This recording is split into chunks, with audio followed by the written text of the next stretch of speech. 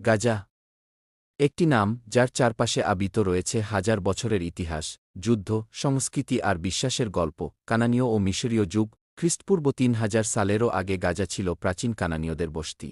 ফিলিস্তীয় যুগ খ্রিস্টপূর্ব ১২ শতক থেকে ২৭ শতক সমুদ্রপথে আগত এক জাতি। ফিলিস্তীয়রা গাজা ও আশপাশের উপকূলে নিজেদের শক্ত ঘাঁটি গড়ে তোলে। তারা গাজা, আশদোদ, গাত, আশকেলন, একরন এই ৫ শহর নিয়ে গড়ে তোলে পেন্টেপোলিস। ফিলিস্তীয় সংস্কৃতি ও কৃত্রিমতা গাজার মাটিতে রেখে যায় গভীর ছাপ। আসিরীয় ও ব্যাবিলনীয় যুগ পরবর্তী সময়ে আসিরীয়রা আসে গাজায়। তাদের শক্তির সামনে ফিলিস্তীয় সাম্রাজ্য ভেঙে পড়ে।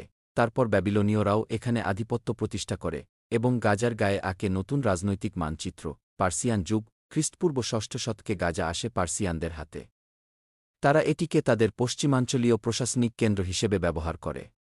গ্রিক যুগ আলেকজান্ডার দ্য গ্রেট খ্রিস্টপূর্ব ৩৩২ শতক এ আলেকজান্ডার দ্য গ্রেট গাজা দখল করেন। ৩ দিনের রক্তক্ষয়ী যুদ্ধের পর গাজার প্রাচীর ভেঙে যায় এবং শুরু হয় হেলেনিস্টিক যুগ।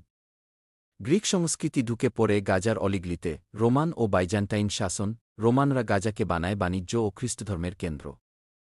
এখানে গড়ে ওঠে গির্জা, সড়ক ও রাজপথ, যার কিছু ধ্বংসাবশেষ এখনও রয়েছে। এই সময়েই গাজা ছিল উপসাগরীয় অঞ্চলের এক গুরুত্বপূর্ণ শহর।